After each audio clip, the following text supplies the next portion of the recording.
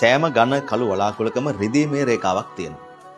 මේ රිදීමේ රේඛාව හොයාගන්න පුළුවන් වෙන්නේ හරියට සැලසුම් කරලා සැලසුම් සහගතව ඒ ගමන ආරම්භ කරපු කෙනෙකුට. ආරම්භ කරපු කට්ටියකට. ඒ නිසා සෑම ඝන කළු වලාකුළකම රිදීමේ රේඛාවක් තිබ්බට ඒ රේඛාව සැඟවිලා තියෙනවා. ඒක හොයාගන්න ප්‍රඥාව නැත්තම්. අපි මේක හොයාගත්තා. ඒක හොයාගන්න ආචාර්ය මාලන් ෆ්‍රැන්සිස් පීටර්සේ මහත්මයා අපිට උදව් කරා. එතුමා එහෙම උදව් කරන්නේ එතුමට ඝන කළු වලාව අස්සේ තියෙන රිදීමේ රේඛාව දකින්න පුළුවන් නිසා. අපි වැඩේ පටන් ගමු. අපි ආගමන් මඟ පිළිබඳව සිංහාවලෝකනය කරමු. මෙතෙන් සිට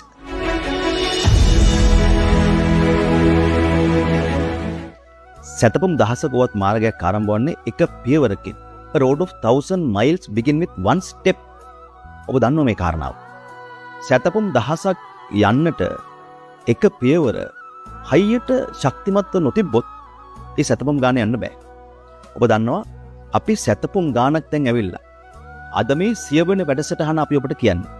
දැන් අපි ආපු ගමන් මඟ නැවත වතාවක් පුනරාවලෝකනය කරන විට ඒ කාලය අපි ඊටාම ඵලදායී විදිහට පාවිච්චි කරා. කා වෙනුවෙන්ද? මේ රටේ ගොවි ජනතාව වෙනුවෙන්. රටේ ජාතික සංවර්ධනයට කෘෂිකර්මාන්තයේ දායකත්වයේ වෙනුවෙන් අපි අපේ මාධ්‍ය කාලය, ගුවන් කාලය ඵලදායීව පාවිච්චි කරා.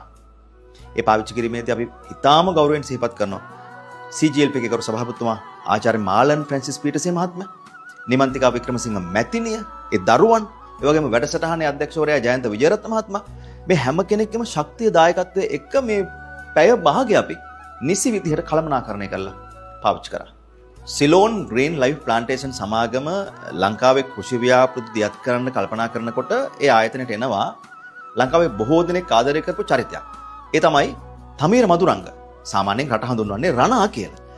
රණා ඇවිල්ලා සභාපතිතුමාට යෝජනා කරලා රන් බිමට අස්වැද්දුම වැඩසටහන පිළිබඳ කතා කරලා ඒ හරහා තමයි අපි රන් බිමට අස්වැද්දුම කරන්න පළවෙනි පියවර තියන්නේ.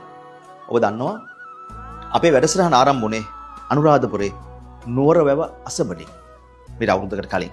අපි එදා කතා කරපු කාරණා අපිට හීනයක් තිබුණා මේක කොහොමද සමාජගත කරන්න කියන එක. ඒක මාලන් ෆ්‍රැන්සිස් පීටර්සේ මහත්මයාගේ හිතේ තිබුණා. නිතරම ඇහුවා. සමහරක් වෙලාවට ටෙලිෆෝන් කරන දවසකට දෙතුන් වතාවක් මේක කොහොමද ගොවි ජනතාව ළඟට ගෙනියන්නේ කියන එක. හැබැයි අපි කිව්වා ඒ ශක්තිය අපිට තියෙනවා. ස්වාධීන රූපවාහිනී සේවය හරහා අපිට ඒ ශක්තිය ලැබිලා තියෙනවා. විශේෂයෙන්ම ලංකාවම ආවරණය වෙන මාධ්‍ය නාලිකාවක් නිසා මේ වැඩේ කරන්න පුළුවන් සභාපතිතුමා කියලා අපි විශ්වාසයෙන් කිව්වා. අපි ඒක කරා. අපිත් එක්කාද ගොවි ජනතාව 100,000 ගණනින් එකතු වෙලා ඉන්නවා. ඔබ දන්නවා අනුරාධපුරයෙන් පටන් ගන්නකොට මහබුලන් කොළමේ ඊට පස්සේ මහබුලන් කොළමේ සම්පූර්ණ මේ කතාව කතා කරලා පීර වගාවත් එක්ක ඒ වගාවලින් අපි තව වගාවන් වලට ටර්න් වුණා. හැරුණා අනුරාධපුරේම. ඊට පස්සේ අපි කෙලින්ම ආණ්ඩිගමට යනවා. ආණ්ඩිගම ටනල් ව්‍යාපෘතිය. ඒ කියන්නේ ග්‍රීන් හවුස් ව්‍යාපෘතිය. දැන් ඔබ දන්නවා ලෝකයේ කෘෂි තාක්ෂණය ඉතාම ඉහළ මට්ටමක තියෙනවා. කෘෂි තාක්ෂණය කොච්චර ඉහළ මට්ටමක තියෙනවද කියලා කියන්නේ වෙළඳපළට අවශ්‍ය කෘෂි අස්වැන්න කෙටි කලකින් ලබා දෙන ක්‍රියාවලියක් අද ලෝකෙ දියත් වෙලා තියෙනවා. ලෝක ජනගහනය වැඩි වෙනවා. වැඩි වෙන ජනගහනයේ ආහාර පරිභෝජනය සඳහා කෘෂි තාක්ෂණය වෙනස් වෙලා වැඩි වෙලා බොහොම වේගෙන් නිෂ්පාදන සමාජගත වෙන්න ඕන. මේ ක්‍රියාවලිය ලංකාවේ තිබුණ නැහැ. කෘෂිකර්ම දෙපාර්තමේන්තුව යම් මට්ටමකට කතා කරලා තිබුණා. නමුත් අපේ රටේ තිබුණ නැහැ. මේක CGLP එකට කරන්න පුළුවන් වුණා.